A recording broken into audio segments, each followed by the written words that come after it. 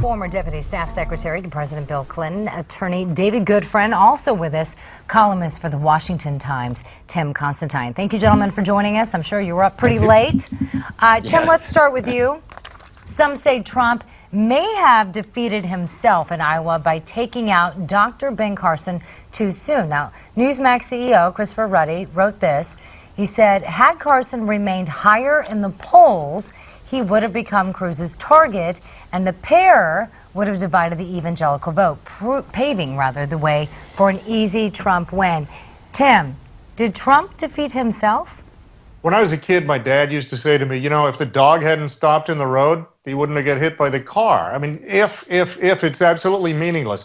People show up at a caucus, they're going to vote for somebody. If they didn't vote for Ben Carson and they chose not to vote for Trump, he didn't lose anything. He wasn't going to get those votes anyway. So I think Chris's logic is off there. I think, did Cruz pick it up? Maybe. But Carson did better than some expected. He had gone down as low as 4 and 5 points in some of the polls. He ended up at, I think, 9%. So he got some, but bottom line is Ted Cruz had a great ground game. Ted Cruz had a great night, and Donald Trump lost.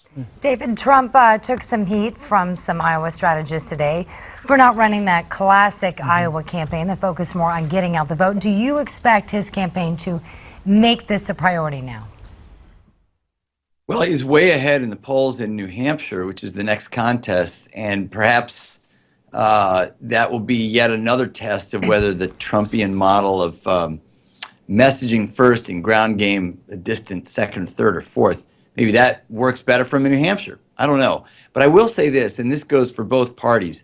These early states, Iowa, New Hampshire, they really do not represent the vast majority of states that are going to go through primaries. And so on our side, on the Democratic side, for example, you're going to see Hillary Clinton faring much better in Nevada with its huge Latino population, South Carolina with its huge African-American population, populations where Bernie Sanders does not do nearly as well, compared to the very white homogenous populations of Iowa and New Hampshire. And the same thing goes on the Republican side. What's going to happen, for example, when Marco Rubio lands in Florida, his home state, where he's won a statewide election, where he was majority leader in the assembly? I mean, he's going to have a much different profile in Florida than Trump will. So I think it's way, way, way too early to extrapolate for either side these vast conclusions out of one caucus. But I do think the invincibility image of Donald Trump has been pierced by Ted Cruz rather decisively, and that's a game changer. All right, let's look ahead just one more week to New Hampshire. Rarely does a victory in Iowa translate into any kind of significant victory in New Hampshire either. Ted Cruz has proved that he can master the art of retail politics when it matters. Can that success in any way, Tim, be replicated in New Hampshire because it's such a central part of his strategy? Well, in part. Let me say this. When you say rarely does a victory in Iowa replicate itself in New Hampshire, rarely in the Republican Party does a victory in Iowa mean you win the presidency. Ronald Reagan lost in Iowa. George Herbert Walker Bush, 1988. But we're not trying to look so far Iowa. ahead. I mean, David warned us against that. Yeah, and so, you know, I like Ted Cruz. I hope he's a winner out of all of this, but I don't know that anybody can take that for granted. But I'll tell you, to answer your question, I'll tell you where it makes a difference, and that is there is a cluster of 5 people, all within 1.5 points of each other, according to the latest polls, for second place in there, and they want to knock each other out. So does this give Cruz a little boost? Does this give Rubio a boost? Sure does. If I'm Chris Christie, if I'm Jeb Bush, if I'm John Kasich, I'm worried as I go into New Hampshire. We know the attack ad machine is working overtime up there. Going to start firing off with some new attack ads, I would think, over the next couple of weeks, or next week rather. But David, we've talked about this idea in the past, that now that there is this, the air of invincibility surrounding Donald Trump has been somewhat deflated. Do you think the Trump supporters, these folks that have been showing up to the rallies, are they starting to lose interest now? No, I don't think so, but I just think there's a big difference between cheering or answering a pollster and getting up to go vote. There's a really solemn moment that hits all of us when we enter that voting booth. We realize this is real. I need to make a real decision. And so I think the actual votes matter more than the optics around it. But I want to point out one thing here. Let's not forget that after the last presidential election, the Republican National Committee did some soul searching and said, we have to make our process work better. We have to come up with a nominee earlier.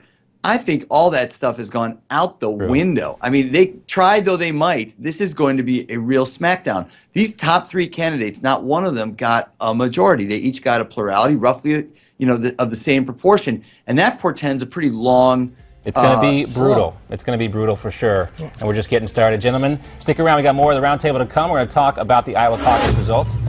David gave us a little preview of what we can expect coming up.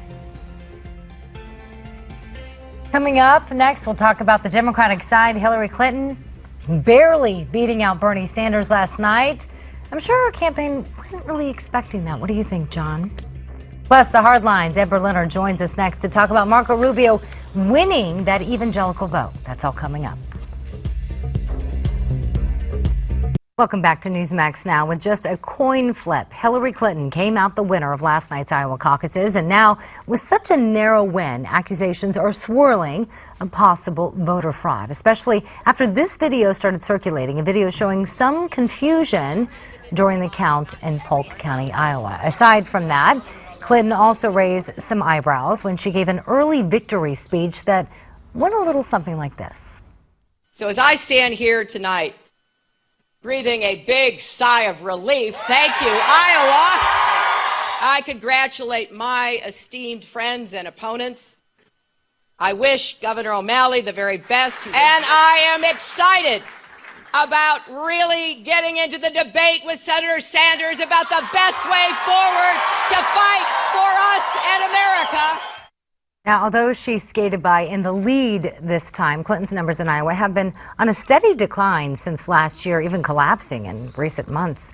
And with polls showing a loss in New Hampshire, does yesterday's caucuses foreshadow a less than triumphant future for the Clinton campaign?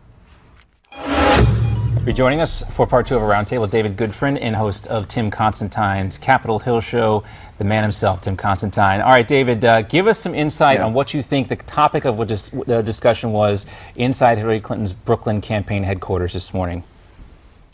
Well, I think just judging from some of the communications that I've received and some of the conversations that I've had, they feel very good about it. They feel good about where they invested their resources and emphasis and time, an incredible ground game. The head of the campaign, Robbie Mook, this is his strong suit, grassroots, feet on the street, getting the vote out.